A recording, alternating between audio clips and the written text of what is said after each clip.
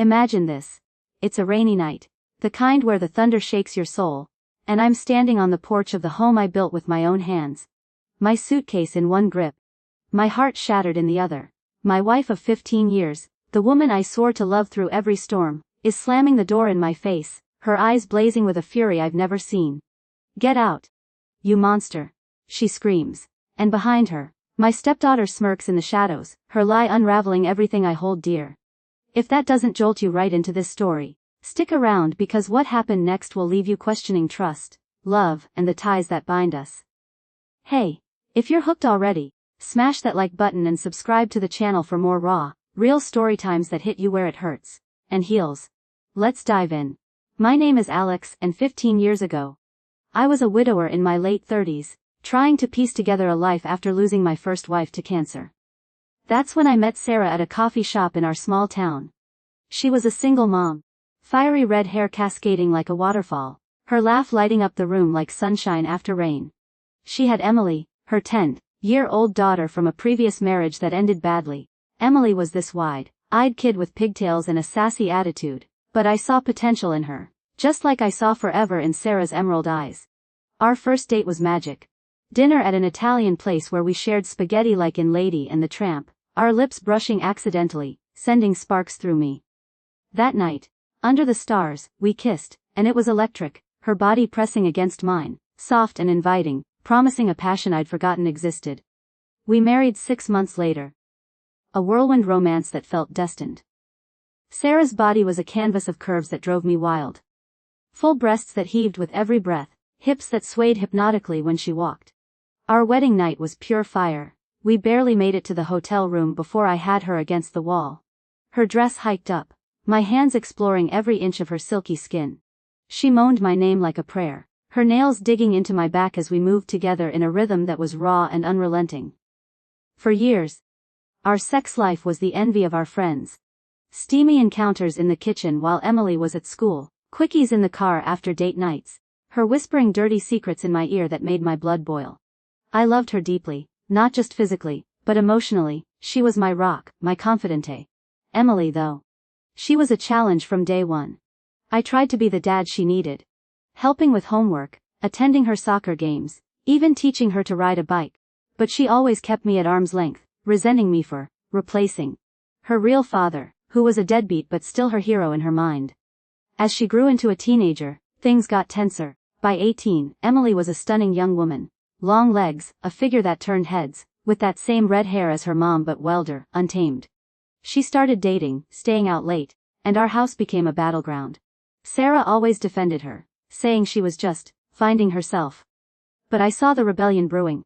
The trouble started innocently enough. One evening, Sarah was out with friends, and Emily came home from a party, tipsy and emotional. She collapsed on the couch next to me, her short skirt riding up, revealing smooth thighs that glistened under the lamp light. "Alex," she slurred. "Why don't you like me?" I tried to comfort her, patting her shoulder awkwardly. But she leaned in too close, her breath hot on my neck, her hand brushing my leg in a way that felt wrong. I pulled away immediately, telling her to go to bed, but the seed was planted. The next day, she acted like nothing happened. But I noticed her watching me more intently, her eyes lingering on my body when I worked out shirtless in the garage. Our marriage hit a rough patch around then. Work stress had me distant, and Sarah and I argued more. But our passion never waned. One night, after a fight, we made up in the bedroom like animals. Her on top, riding me with a ferocity that left us both breathless, her breasts bouncing, sweat slicking our skins as we climaxed together in a symphony of gasps and groans. "I love you, Alex," she whispered afterward, curled in my arms, her naked form fitting perfectly against mine. I thought we were unbreakable.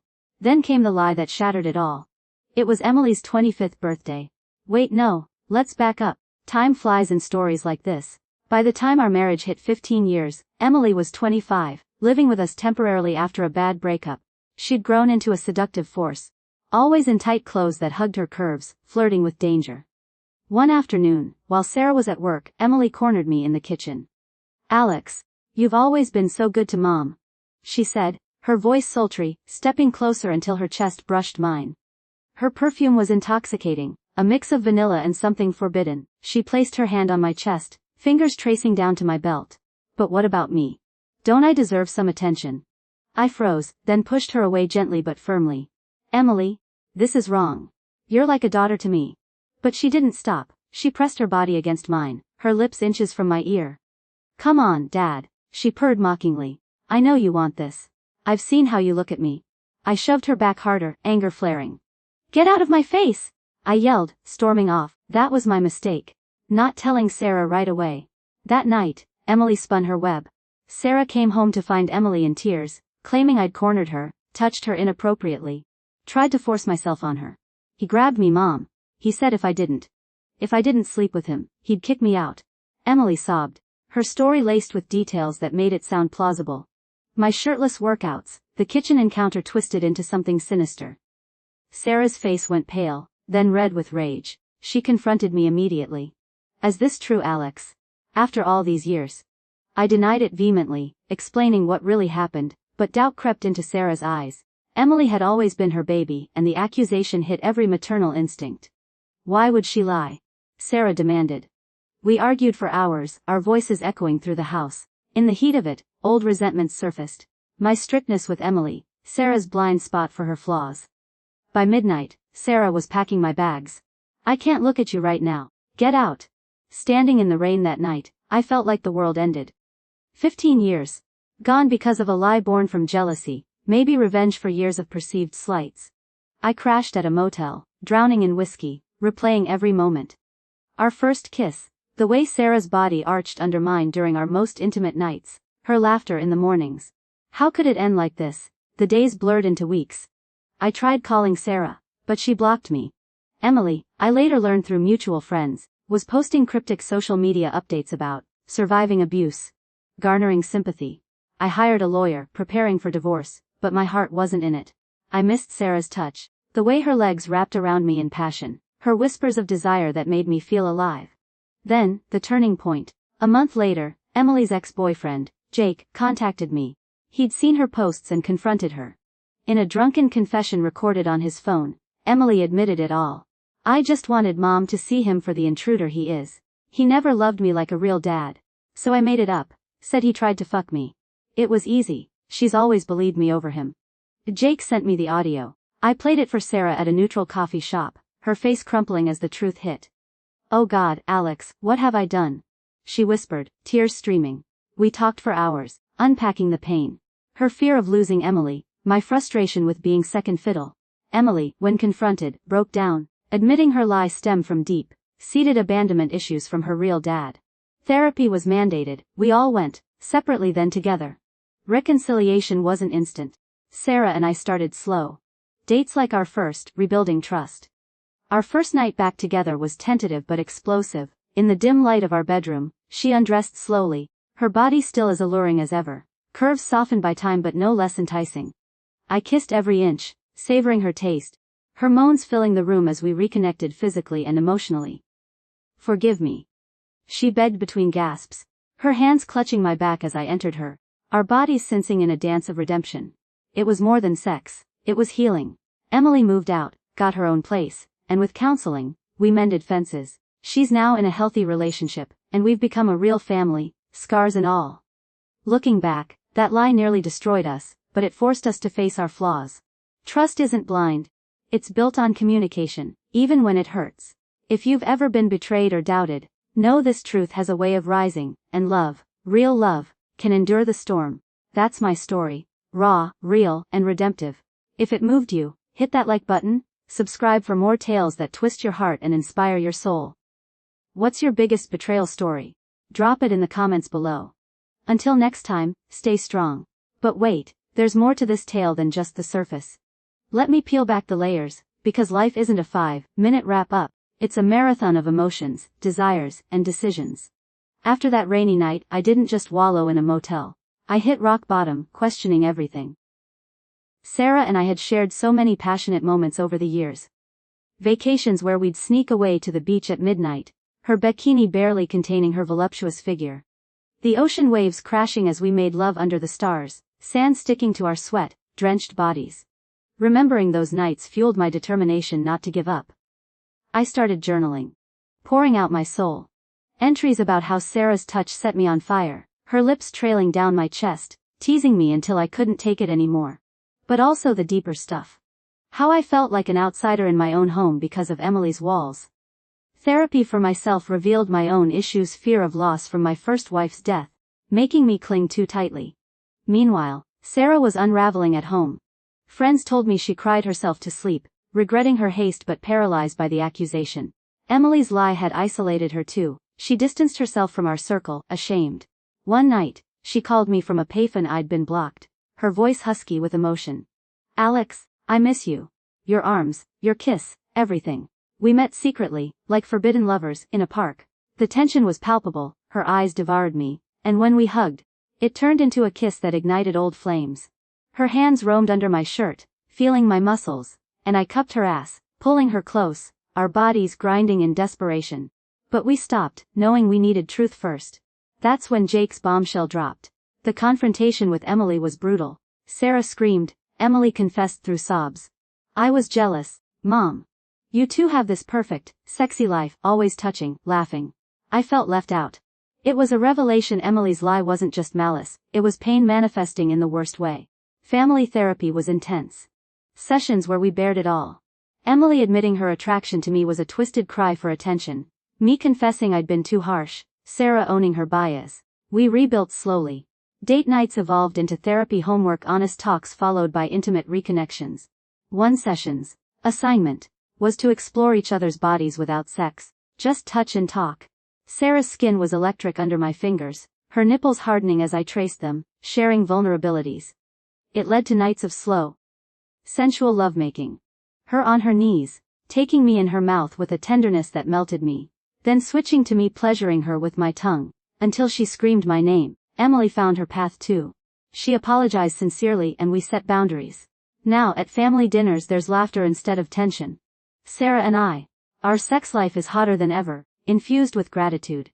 Last weekend, we role-played her as the wronged wife, me begging forgiveness on my knees, leading to a wild session where she dominated, riding me reverse cowgirl, her ass bouncing as she controlled the pace, both of us climaxing in unison. The inspiring message: betrayal tests us, but forgiveness forges stronger bonds. Don't let lies define you, seek truth, communicate, and embrace the passion that survives. If this epic tale resonated, like, subscribe, and share your stories. Life's too short for grudges. Live it fully, love fiercely. Yet, the story doesn't end there. Let's delve deeper into the aftermath, because healing isn't linear. Months after reconciliation, doubts lingered. Sarah would wake from nightmares, accusing me in her sleep.